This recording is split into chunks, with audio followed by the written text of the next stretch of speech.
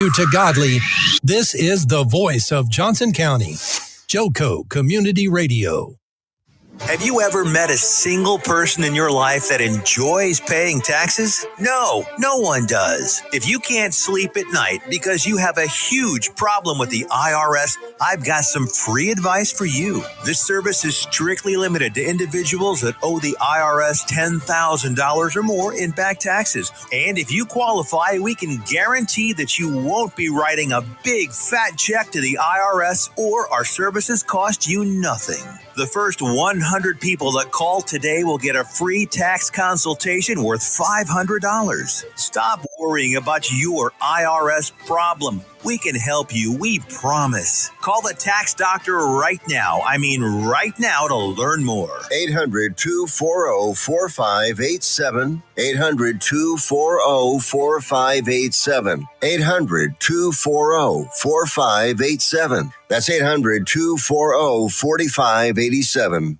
Why have thousands of aspiring authors teamed up with Christian Faith Publishing to publish their book? Because Christian Faith Publishing is an author-friendly publisher who understands that your labor is more than just a book. We provide authors freedom and flexibility throughout the publishing process, professional book editing, award-winning design, and some of the highest royalty structures in the publishing industry. And as always, you will retain 100% of the rights to your book. I was looking to find a company that I could trust, one that assisted in the editing process completely.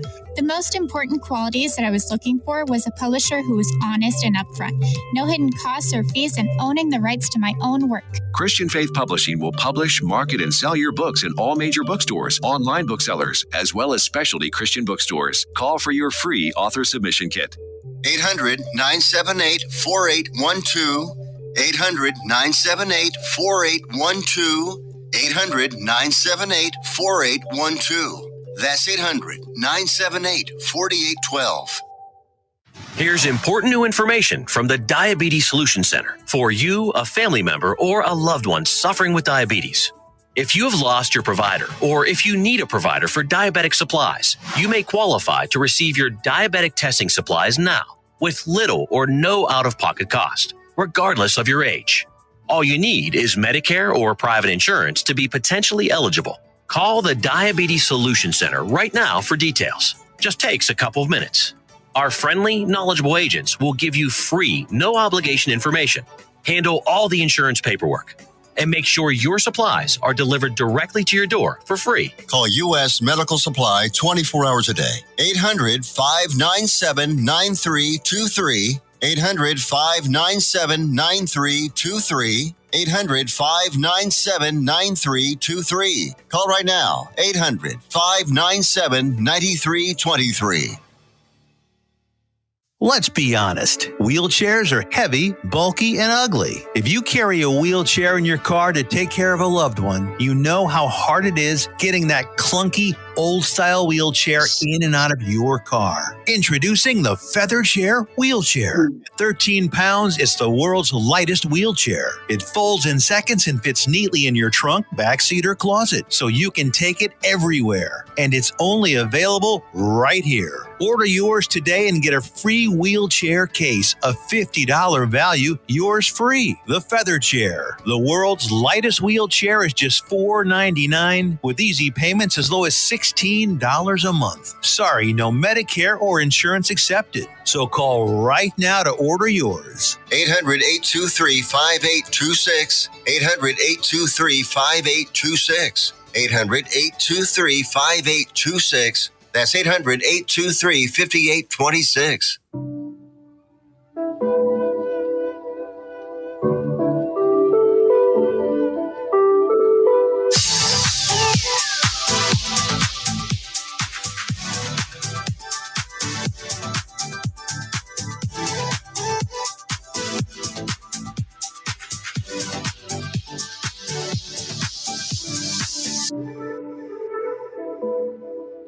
Good morning. Happy Monday morning. This very warm Monday morning from the Dominican Republic.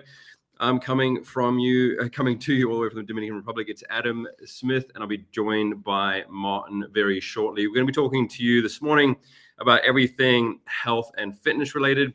So if you're on your weight loss journey, if you're trying to lose some extra pounds, maybe you indulged in the chocolate a bit too much over the Easter weekend, we're going to talk to you about how to get it off. But today's topic is going to be mainly based around the mindset and essentially the mindset shift that you need to have to finally lose those pounds and to finally keep that weight off. So today we're going to be diving into some heavier topics more than just eat less food and move a bit more. We're going to sort of onion peel a little bit with your mindset, your motivation, and everything else as well to make sure that we're understanding, one, what your motivation is and essentially why maybe you keep falling off track, or maybe you start every single Monday off with some good intentions, and by 3 o'clock, you're ordering Uber Eats and you're drinking a bottle of wine by the time you get home again.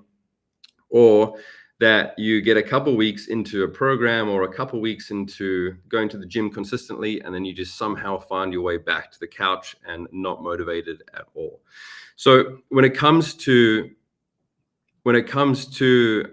your motivation, when it comes to starting off your journey, one of the things that is really paramount to understand is that the person that you want to become, the person that you are working towards, is essentially going to come down to changing your habits, right? So we want to make sure that it's not just trying to eat some more chicken breast, trying to eat some more protein. It's not just about maybe doing some more push-ups or some more squats.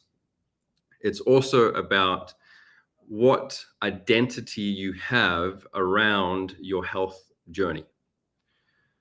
When we're talking about your identity, one of the things that comes to mind is every single time I've had a client come in the room, so to speak, or start my program or come and talk to me, initially, they come in as one version of themselves, right? They come in as either a weaker version of themselves or a shy version of themselves, or for lack of a better term, a lesser version of themselves. And then by the time they finish working with me, or by the time that they reach their goal, they are the version of themselves they've always wanted to be. And I'm very good at my job, and I'd love to take full credit for it, but I'm just the one that points them in the right direction and helps them get there. A lot of the transition when it comes from them becoming their best version of themselves is them understanding the fact that they are getting rid of their old identity, right?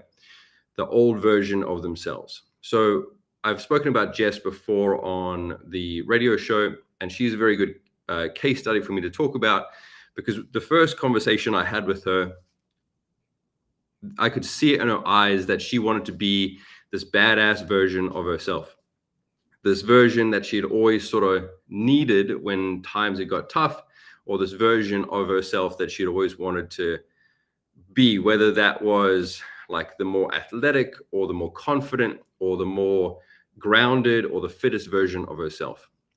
So now that she's finished up with the program, she's lost 88 pounds. She's now going to do a bikini show, which means she's going to get on stage, show off her hard work. She's now going to get a full sleeve tattoo, like the whole kit and caboodle. She's going to essentially become this new person, this brand new identity of a person, right? The reason I love what I do is because I get to help people find their true self. Now, I'm not saying that every single person has to do a bodybuilding show at the end of their journey or has to get a full sleeve tattoo or whatever the case is, but your true self is essentially covered up by this excess weight or by this lack of confidence that you have because maybe you're not fit enough or strong enough to take on the way that you'd like to do it.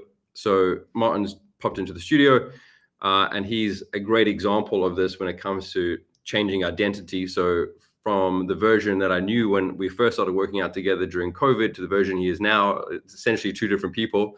So Martin, what is your takeaway with this with regards to becoming a new version of yourself?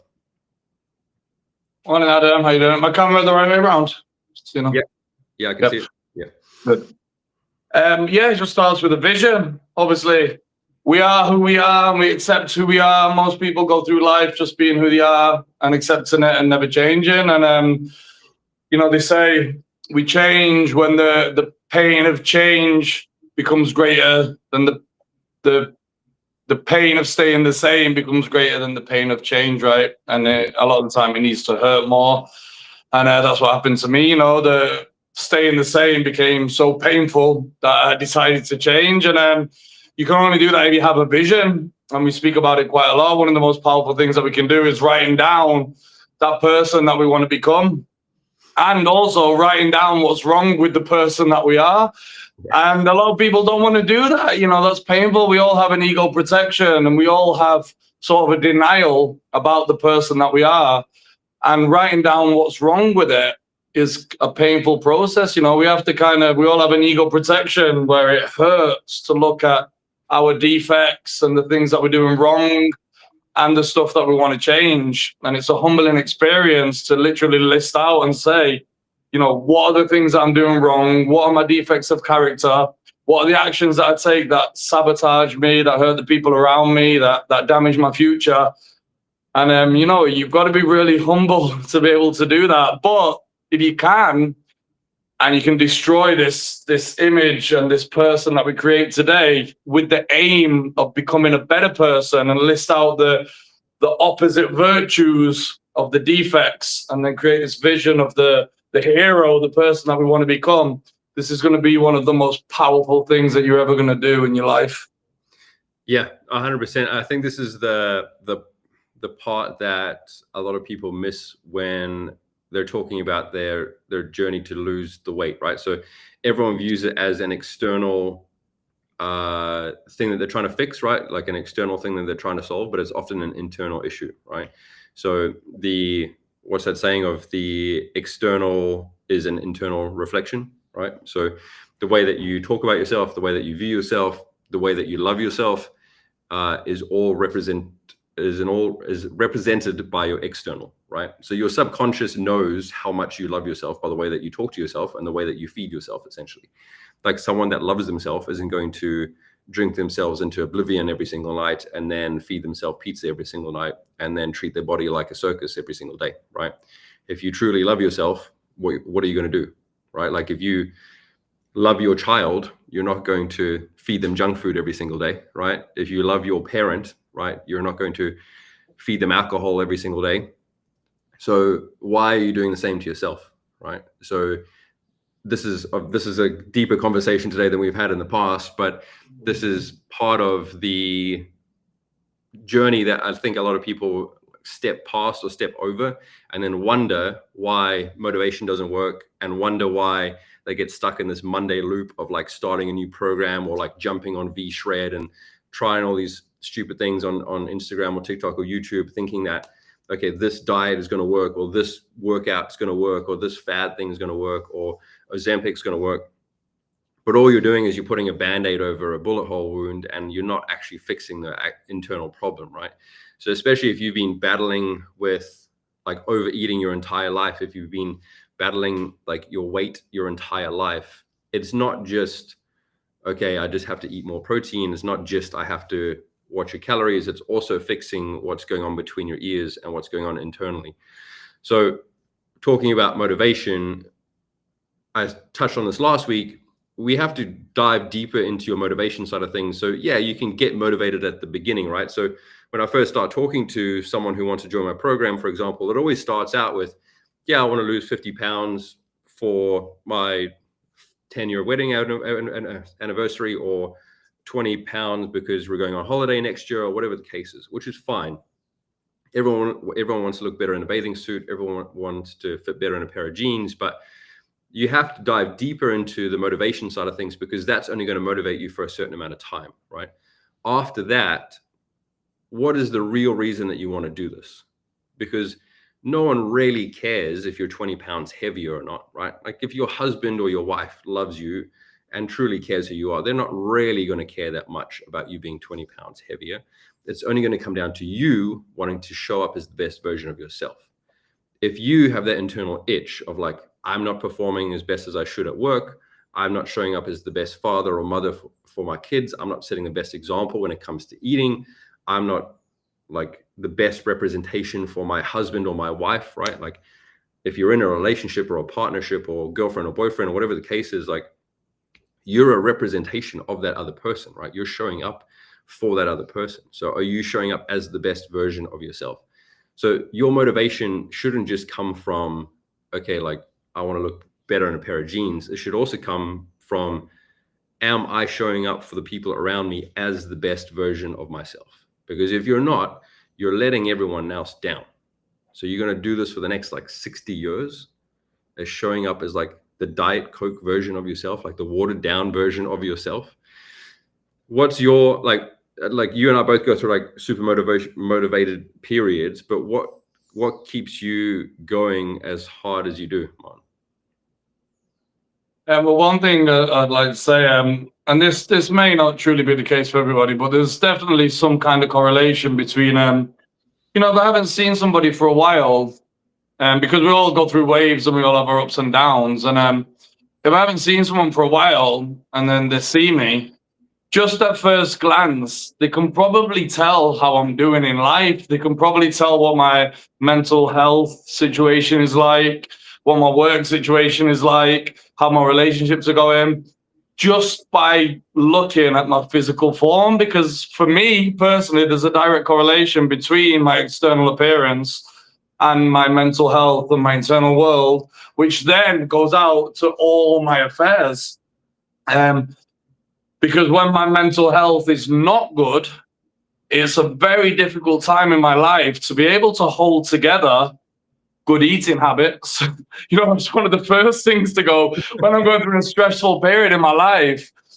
One of my coping mechanisms is definitely running to bad food and going for potato chips and pizza, and if it's drinking, alcohol, or these different ways of dealing with stress and just all my stress management skills of bad food and alcohol and all the rest of it, as a lot of people's are. And if I'm using that constantly, it's quite quickly reflected in my physical appearance. And then the opposite, that if I'm in a very good place mentally, then my physical appearance shows it. And it means that I'm able to I'm able to get out of bed early in the morning. I'm able to hold together a good exercise routine. My discipline with food is high, which then for me also reflects in my relationships are good because I have good emotional control. I'm not getting into arguments with my partner easily. I can cool down quickly. I can show love more easily. I can keep a good to-do list at work. I have better money management skills. There's this butterfly effect that's all to do with discipline and mental health and feeling good about myself and my energy levels. And it's all interconnected. And for me, when I'm in a good physical appearance, there's this butterfly effect that affects all other areas of my life with success and happiness and all the rest of it. And so, not that it begins with this, but it's absolutely correlated to all the rest of it. Yeah, 100%. Yeah. And I think this is something you touched on that a little bit as well, right? Like judging someone by their appearance. And as much as we get taught when we're kids to like never judge a book by their cover, this applies to a certain degree, but it definitely, as much as we don't want to say it, someone's external appearance when it comes to their health and their fitness definitely impacts the way that we look at them, especially when it comes down to their choices, right? Like if you have the opportunity to be the healthiest version of yourself and you're choosing not to do that, just because of your lack of discipline and your lack of internal drive or focus, and then you may have to do business with that person, or you may have to spend time with that person, you already have an insight into that person's mind. That person is going to probably be lazy, probably show up late, probably slack in certain areas, because if they're not willing to follow through on their own word or hold themselves accountable to their own follow through, even when it comes to like just proper appearance or just getting fitter or showing up as the best version of themselves, how are they then going to act in business? How are they then going to act in communication to you and in other realms of their day or their communication in general with you? So I understand that this is not true in all circumstances, but in most circumstances, this has been true. for me as a personal in a personal note, when it comes to discipline over mood, one of the things that I try and drive home to my clients quite often is that your feelings are going to come and go through the day. And when we're talking about motivation, sure, you're going to have your motivational like waves, so to speak, right? So you might have that motivational push on a Sunday night to be like, yeah, tomorrow morning I'm going to get going. I'm going to push really hard for the week.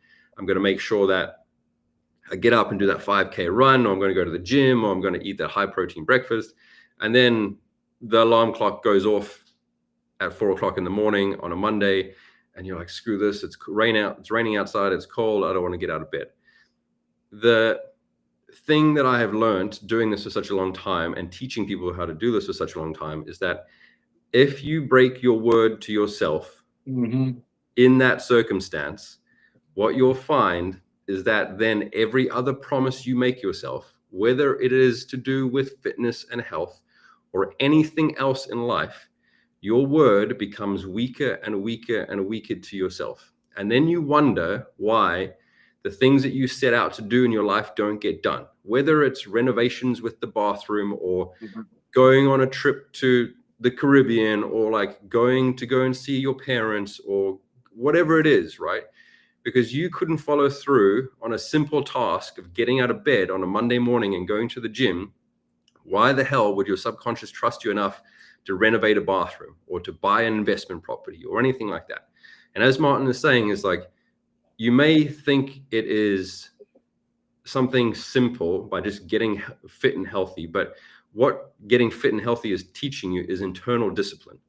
And if your subconscious learns that you're disciplined with yourself and you follow through with your own word, then it's going to start to trust you. And then it's going to say, okay, cool, Martin is going to follow through on everything that he says he's going to do. So if Martin is going to say he's going to renovate the bathroom or say he's going to go climb Mount Everest, then that's what he's going to do, right?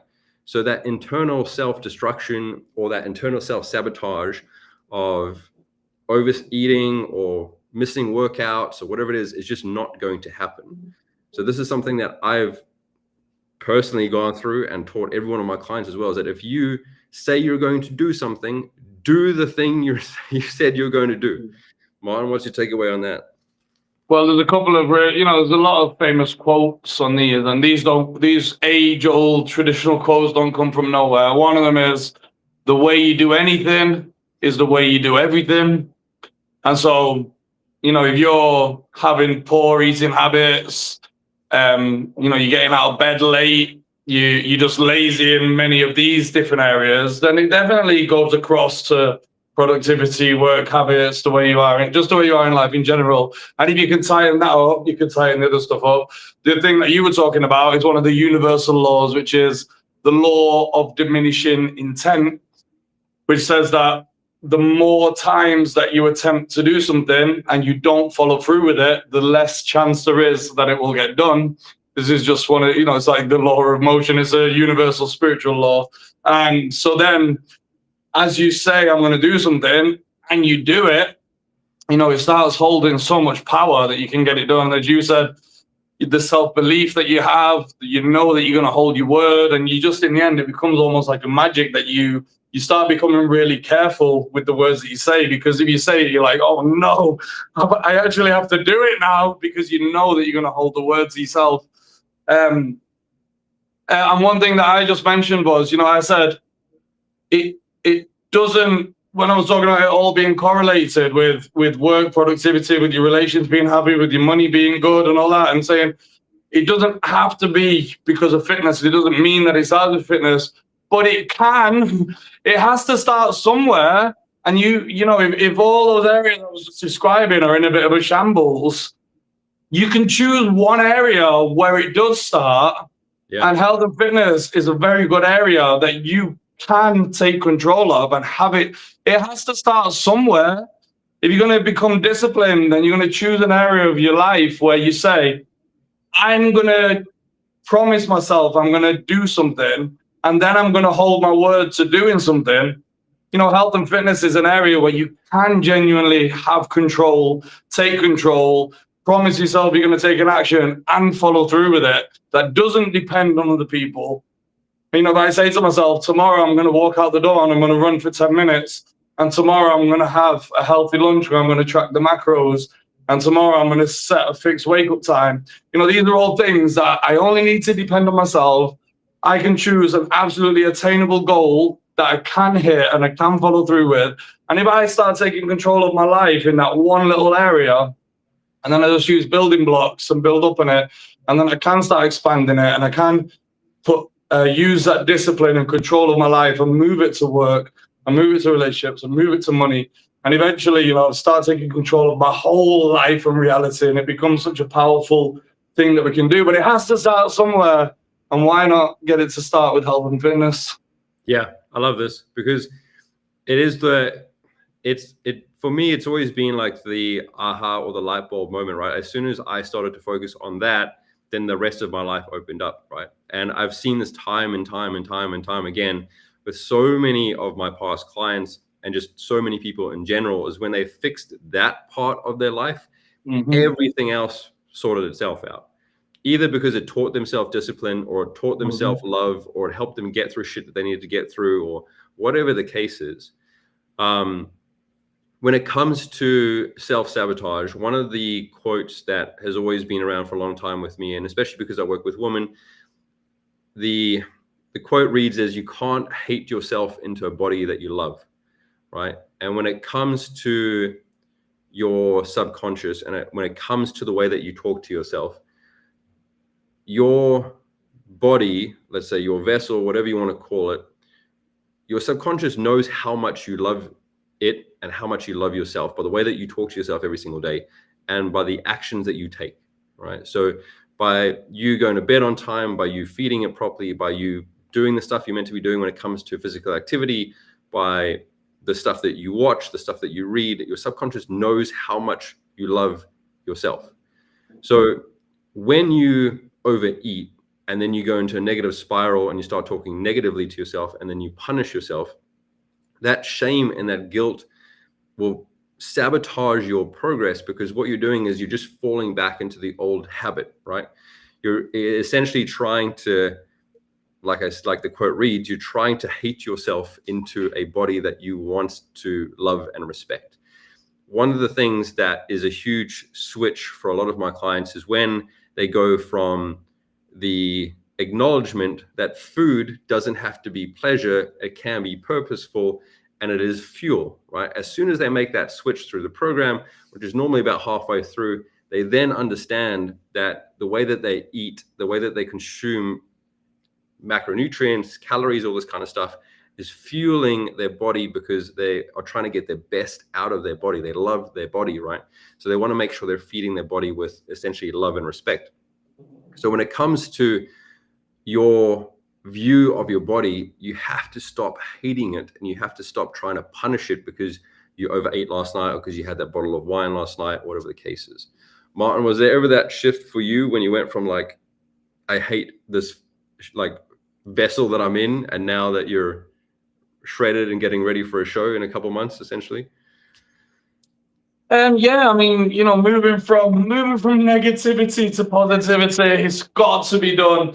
You know, there's not that much good that comes out of negativity in any area of life, and this self-hate, etc. You know, if you can use it to just get your ass off the couch, brilliant. But move into positivity and self-love as quickly as you can. And something you touched on previously as well about doing this journey for those around you that you love, but also for yourself. You know,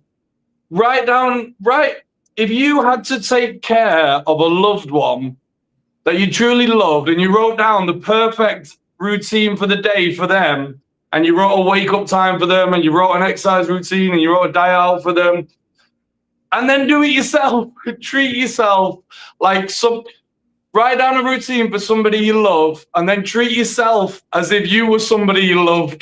Try that, because we should be the number one person we love, and when we can love ourselves the most, because we can only give out what we have inside, and we have to be able to love ourselves to give it out. And then moving from, you know, this self-hate, and because not self-hate, but self-dislike, you know, there's a lot of that tied in about why we get out of shape, because we do end up mistreating ourselves. And there's a form of self-abuse and self-sabotage in there with our bad habits, where we're putting bad food into our body, we're drinking a lot, we're getting out of bed late, we're being lazy, and we're not treating ourselves well, if you will. And, moving from that and having a bad self-image, and then moving into, okay, I'm a person that I love. And a lot of it's tough love, where I have to do the hard thing and I have to make hard choices. But it's because I want the best for myself. And I shut that voice up who says, I want a pizza all the time. And I go, no, it's not good for you. I love you. You do that all the time. And you're not having a fifth glass of wine, Martin. But, and I love you and I want the best for you. And, changing the negative voices in my head to saying, all that stuff, and you are good enough and you are a good person. And because I do follow through with my word and I do take good actions and I do treat people well, and, I do treat myself well. And, all of this is tied in with the self-discipline of following through my word, of taking good habits, of taking good actions. Because when I don't, one of the problems I've got is, what about when the voice is true? When I am treating myself badly and it says you're a bad person. Anyway, we'll go after the break. After the break. We're good.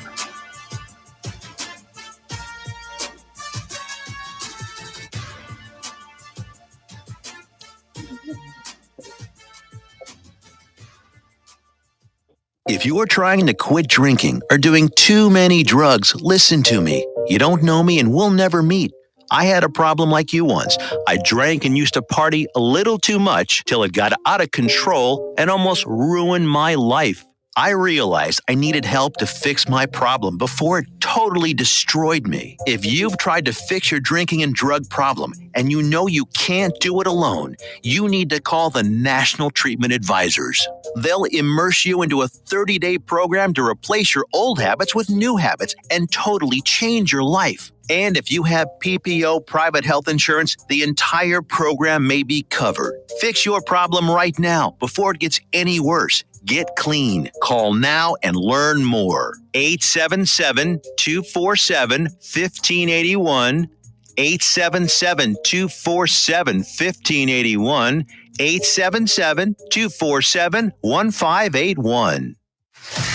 Attention all business owners and creative minds. Do you need a unique and personalized touch for your products? Look no further than Romika Laser Engraving and Custom Designs. I'm Ron Phillips, co-owner of Romika Designs. We offer custom laser engraving services for a variety of products, including promotional items and corporate or personal gifts. With state-of-the-art equipment and a team of skilled designers, we can engrave intricate designs on virtually any material. Whether it's a special message, a company logo, or a custom design, Romika Laser Engraving will help you make your mark. And the best part, our prices are affordable and our turnaround time is quick. I couldn't be happier with the work Romika Laser Engraving did for me. The engraving on my product was precise and exactly what I wanted. So don't wait any longer to add a personal touch to your products. Call Romika Laser Engraving and Custom Designs today at 817-400-4040 or visit our website at romikadesigns.com. We look forward to helping you make your mark.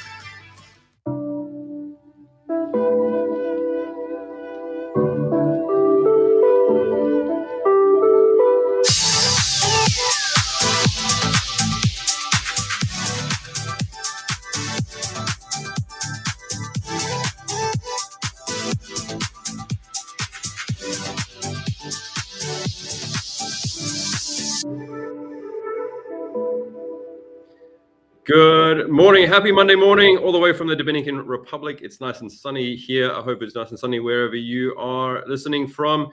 I'm joined with Martin this morning. We're talking about the mindset shift that you have to have if you're trying to lose weight, trying to stay in shape, and maybe you consumed a bit too many chocolate Easter eggs over the weekend, and you are finally sick and tired of being sick and tired, and you actually want to make a shift into the person that you've always wanted to become with regards to losing weight and getting healthier and everything else. So just before the break, we started talking about essentially the person that follows through on their word with regards to not just health and fitness, but everything that you say that you're going to do. So Martin, before we left off, where were you with regards to what you were saying? One of the problems I had with my self-image was I had a voice in my head that said to me, Martin, you always lie to yourself. You always say you're going to start on Monday. You always say you're going to stop drinking. You always say you're going to, and you're not good enough and you whatever. And the problem was the voice was telling me the truth. And so it was so difficult for me to get out of this negative self-image I had because it was true. And, how do you get out of that self-image when it's the truth? And one of the good quotes I had was, you can't think your way out of bad acting. You have to act your way out of bad thinking. And the only way you can get out of it is through taking actions. I can't just keep thinking and saying, oh, I'm going to do this on Monday and not actually doing it. So what I had to do was take some action. And it's the only way. I had to put on the shoes on Monday morning and walk out the door and do it. And then my thinking changed and it said, oh, wow, you did it. You said you were going to do it and you did it. Oh, yeah. Wow, you kept your word. And then my thinking started changing. And that's the only way you can change sort of your self-image about your values, about your character, is through action. And so slowly over time, my self-image changed because it started saying, oh, you're a person who keeps your word. Oh, you're honest to yourself. Oh, you do love yourself. Oh, you do take care of yourself because of the actions I was taking. And now, obviously, in my mind, the way I think about myself and the values I hold and the character I hold is night and day from that person before, because you can't escape your conscience. Your conscience will tell you the truth about who you are. And if you go through your life lying to yourself, lying to other people, making promises that you don't keep, you're going to feel bad. Like, you can't escape your conscience. And so act your way into good thinking. Take the actions. You think it will change. And then you will start feeling good about yourself as you uphold promises through action. Yeah, and this leads me into the next point, right? So you don't get your body or your dream body by trying. You get your dream body by becoming someone who follows through, right? By taking action. So one of the things that I learned a long time ago is that identity drives behavior. And one of the tricks that I learned when it comes to helping my clients lose the weight or helping my clients become the new version of themselves is essentially building that identity of the person they're trying to become, right? For a lot of people, they've never been that person. They've never been the 50 pounds lighter version of themselves, right? They've never been the fittest or healthiest version of themselves. They've never fit into the jeans they've always wanted to wear or the bathing suit or whatever it is. So when it comes to your goal, the thing that you're working towards, what does that version of you look like? How do they eat? How do they dress? How do they act? That identity that you're working towards, you have to know exactly what that 10.0 version of you looks like. The only difference between you and that person are your habits and your standards, essentially the actions that you take every single day. That person exists in reality. And then every choice that you make every single day and every choice that you make throughout the day is either going to lead you one step closer or one step further away from that version or that identity that you're working towards, right? So if you are starting out this journey for the first time, because it is Monday morning, wherever you're listening from, or you've been on it a while and you've sort of hit a plateau and you kind of don't know what to do next, is one, sit down with your journal or your notebook or something today and start to write out this superhero version of you, this 10.0 version of you, and identify that person's habits, right? So what time do they get up? What do they wear to work? What time do they show up for work? How many times a week do they go to the gym? How good is their nutrition? How do they talk to their partner? What perfume do they wear? Like, build the character out as if you're going to pitch it to me like a character in a superhero film. Like, if you're trying to build the new James Bond, if you're a guy, or if you're trying to build the female James Bond version character, whatever you want to call it, or you can give it a name if you want, it doesn't matter. But if you can build this character inside your mind and work backwards from that, your journey, one, is going to be a hell of a lot more fun, right? Because you can have this competition with yourself every single day. Is, did I do everything in competition with that person, right? Did I get up at the same time? Did I perform as hard as I could have in the workouts in competition with that version of myself? Did I hit my meals today? Did I show up as that person for my partner, for my kids, for my work environment? If you start to act in the end result, right, you will have the end result over time. this is one of the biggest hacks that I've learned personally when it comes to business, health, fitness, relationships, whatever it is essentially acting in the end like the job is complete, right? And having faith and having self-belief in the fact that it's going to be finished. But also it helps you have that, let's say, motivation or that drive, because you have that finish line, or you have that thing you're working towards, right? You have that identity or that thing that you're trying to become, versus I'm just trying to see the number go down on the scale, because that is not motivational at all. What's your takeaway with that, Martin? Well, there's a really famous video that we watched not long ago that says, be the hero in your own movie. And what makes a good movie is that the person's life is in shambles. That's what makes a good movie. You know, it's the hero's arc that you go from being, and I don't mean this in any bad way, but we go from being the loser, you know, your life is in a complete mess. And that's what makes the movie inspirational and interesting, that everything is in a shambles and you come back from it and you come from rock bottom. And, you know, take it as the documentary movie crew is following you around right now, watching every move, and they're going to show this documentary to your grandchildren. You can't hide, you can't escape. They're watching every move, and you have to do things that are going to make you and your grandchildren proud. And can you do it?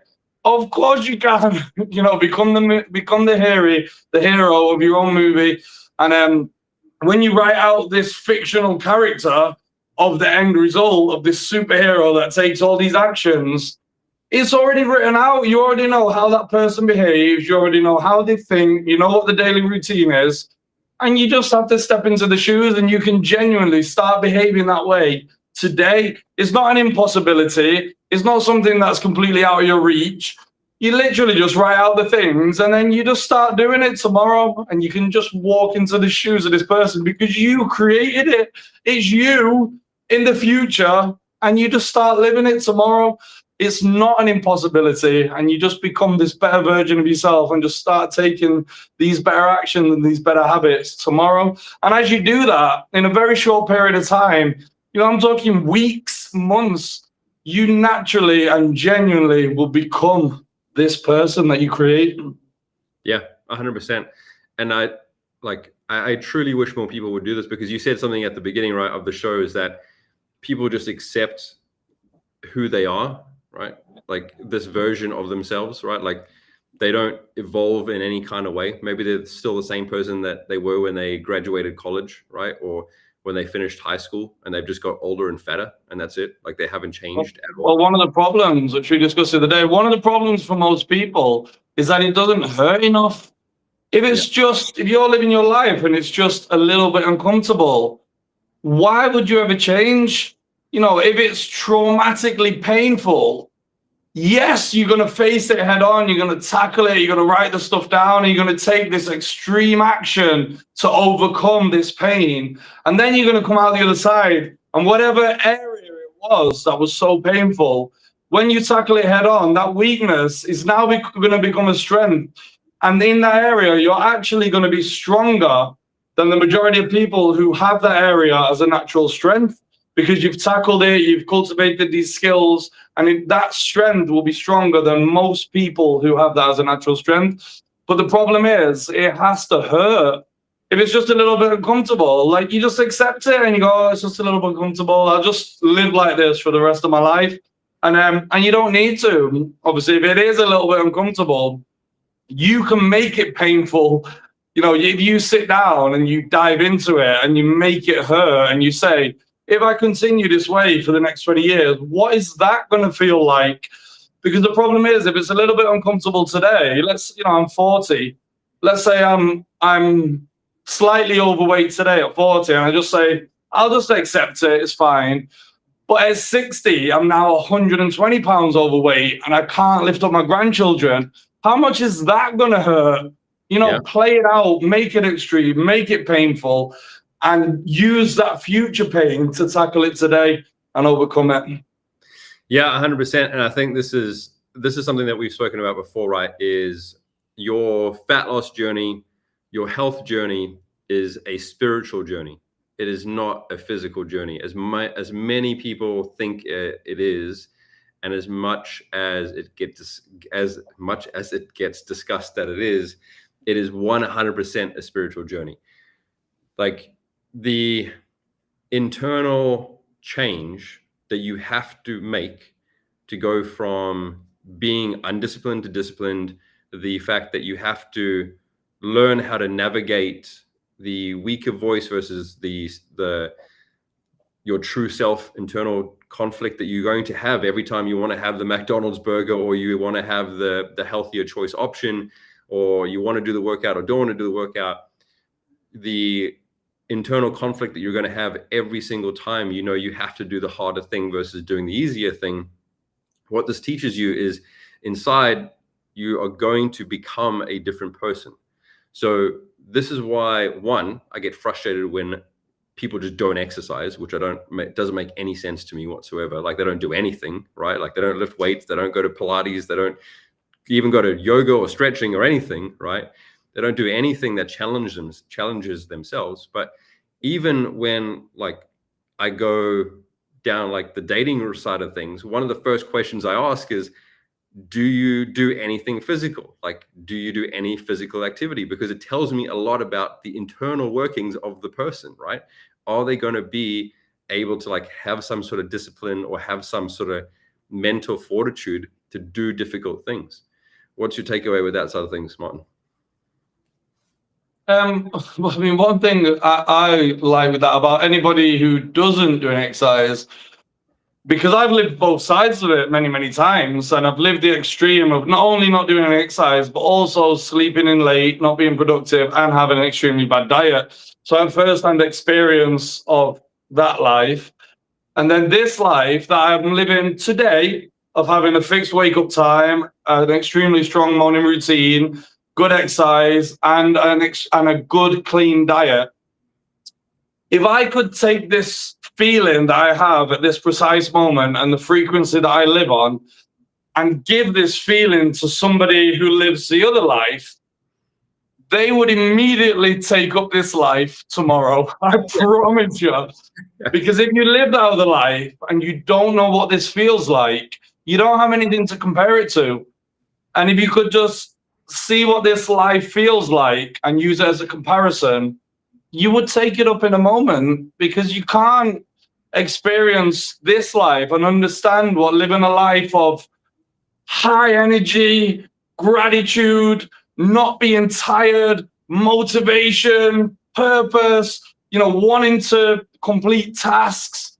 When you see people, like being able to just greet them with happiness and energy, and and not only that, but I mean, I feel motivated most of the time, but when I don't, I just go and get it done anyway. Like there's no down for me. The down just means I just go and get it done. That's like my minimum base is I just do everything. And 90% of the time I do it with a high energy and enthusiasm and a passion. And if I could just transplant this feeling onto somebody who doesn't do it, they would take up this lifestyle in a second, I promise you. Yeah, 100%. And I think, like, just to open the door on this conversation, because I'm sure these deeper conversations will happen the more that we do these shows. But what I feel is like when you get to this state of like getting your vibration up so high, we're from doing consistent work on yourself when it comes to your meditation, when it comes to your health and fitness, when it comes to eating cleaner and cutting out the bullshit. Like when we're talking about bullshit, we're talking about not just the food aspect, but also like the stuff that you watch on TV, the stuff that you're listening to, the stuff that you feed your mind. You kind of get to see through the, let's call it the matrix a little bit, and you get to understand that like you see people in lower vibrational states, and then you see how they treat their bodies, and you see how they treat their minds, and you get to see them in these, like I said, the lower vibrational states. So you don't want to go back there, right? You don't want to end up back in that sort of like waking up at a set time, going through life on like second gear, just not enjoying life whatsoever. And Martin is like speaking the truth when he says like, if he could give that feeling, and it's the same as me, if I could give this feeling to the older version or the lesser version of me, like way back when, I think about this all the time. I wish that I could have understood health and fitness when I was like a fat teenager or a fat 20-year-old and understood like, hey, this is how you can feel if you just did burpees every single morning and took care of your nutrition and just got your ass to the gym, right? Instead of like clubbing until 6 o'clock in the morning every single morning, right? Like, I just wish that I could have gone back into that state and like done things differently, but you can't do that. So this is why I love what I do, is because I can help people do this. So when it comes to each person's individual journey, there are a lot of things that for me clicked over through my process of getting fit and healthy. Is number one is the disillusion that we have when it comes to food and the attachment that we have when it comes to food, right? This happens to my clients all the time. Is they tend to look at food as comfort, like we all tend to do. But when you switch over to understanding how important food is fuel, it's not just the fact that we are then feeding our body with proper food and proper fuel, but we then start to lose the emotional attachment to food, right? And this is something that is super, super powerful, because what it does, it takes away any emotional anchors we have with food. So we see that then as a huge cornerstone of change, right? Now, this is the same when it comes to your journey overall, because what I've found with my clients is as soon as they start to conquer food in one aspect, then they're going to start to conquer their emotions when it comes to their body image and their health image. And this is when their identity really starts to shift and start to change, because they're essentially going from their old identity to their new identity. So this doesn't mean that you can't enjoy pizza ever again. Like, I had a burger yesterday. I know Martin had a pizza yesterday. Like, you still enjoy food for what it is, but you start to look at things a little bit different, right? So one thing that I want you all to do this week, and a little bit of homework from the show this morning, is if you are starting out your journey, maybe for the first time, or if you've been on it a little while, is one, to make sure you're tracking your food, but also to have a look at how you feel and how excited you get before you eat a certain meal. Look at your emotions that you're tying to the food that you're consuming. Are you eating the food just because it's an emotional driver, or are you eating the food because it is actually fueling your body? What is driving you to eat that food? Is that food going to help you lose the weight? Is it going to be in alignment with the person that you're trying to become? Or is it because you're acting like a 6-year-old child and you're getting a Happy Meal through a McDonald's drive-through? Like, if you start to look at your emotional attachment through food, look at your identity when it comes to the food that you're consuming. Because often what we find is that the food is controlling us and we're not controlling the food. And if you're really trying to become this new version of yourself, this new identity, start to look at your food and start to look at your day through that person's set of eyes. Like, how would she or he then look at the food you're about to consume? Would they eat that massive hamburger you're about to eat? Would they skip the gym like you're about to skip the gym? Or would they perform like you would expect, like the 10.0 version of themselves to perform? So when we're sort of getting towards the end of the show now, the 3 pillars of permanent fat loss, there's 3 sort of things I wanted to talk about. Pillar number one is ownership, right? So ownership is a huge, huge part of this. And I think this is something that everyone needs to take accountability for. There's 2 points for this. Number one is stop blaming the schedule, the scale, or the weekend. What I mean by this is that you're in control of your own schedule. At the beginning of the week, essentially on a Sunday night, one thing that you can do is, even if you have a busy schedule, just promise yourself that you're going to do 2 workouts or 3 workouts through the week. Just squeeze them in when you're going to put them in. Martin, we both have super hectic schedules. What is your promise to yourself, or what is your non-negotiables when it comes to your schedule through the week when it comes to workouts? Well, I have one of my promises is to take a full rest day on Sunday. That's an important one because we don't have a set schedule. But I have, I have my morning routine 6 days a week. We have the burpees 6 days a week, and I have the gym 6 days a week. And I very rarely miss all of that.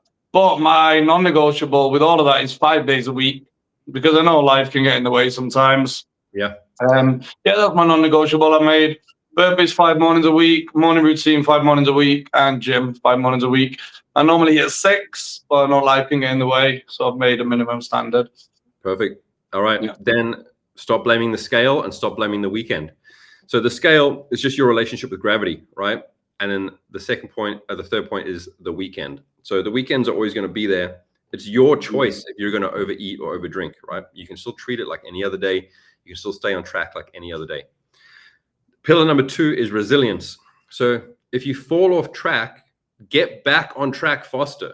Just because you fall off track doesn't mean you have to stay off track for 3 weeks, right? If you fall off track for a day or two, then get back on as quickly as you fell off. An old coach of mine used to say, like, if you fall off track for you might fall off track for 2 days, and then you might fall off track for a day, then it's a meal, then it's an hour, then it's 2 minutes. Just close the window more and more and more and more until you don't fall off track anymore.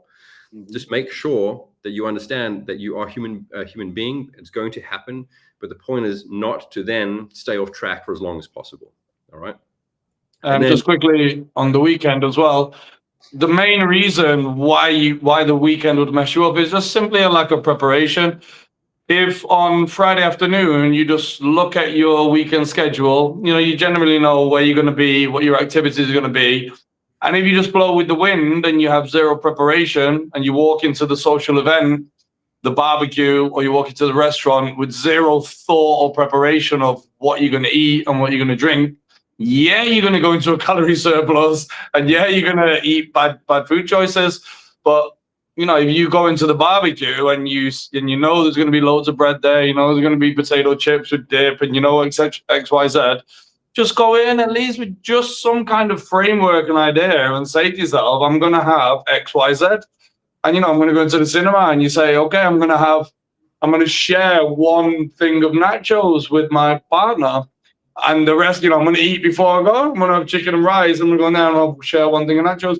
Just have a little thought. Just take 10 minutes on the Friday afternoon and say, what is my schedule and what am I likely going to eat in those times, and what's my preparation going to be?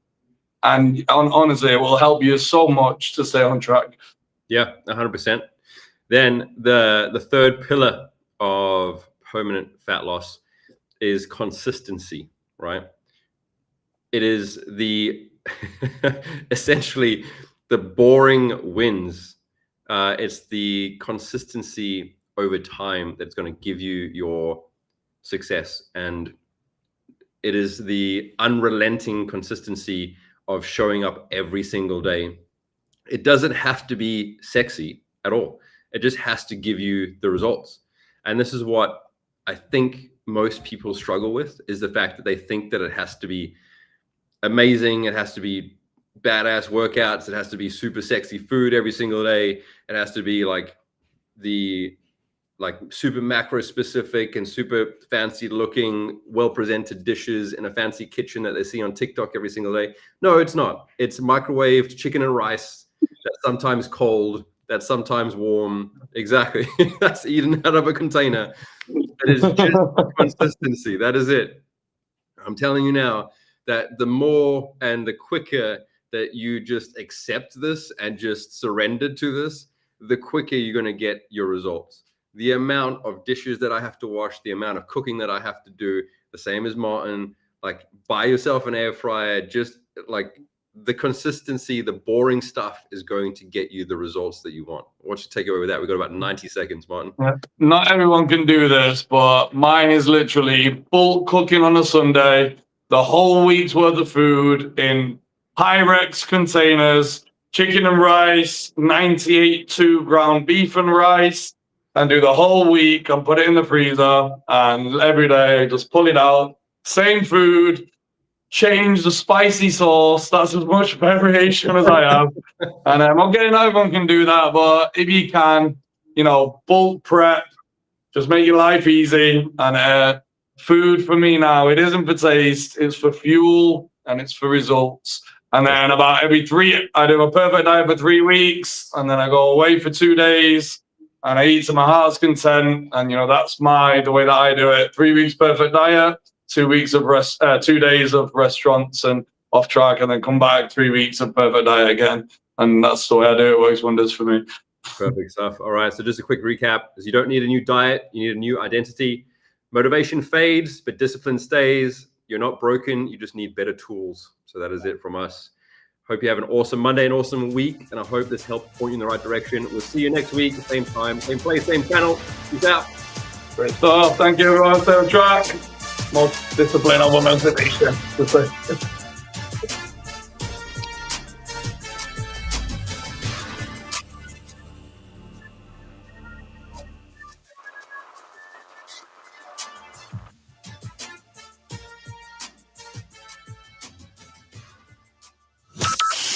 From Burleson to Venus and Grandview to Godley, this is the voice of Johnson County, Joco Community Radio.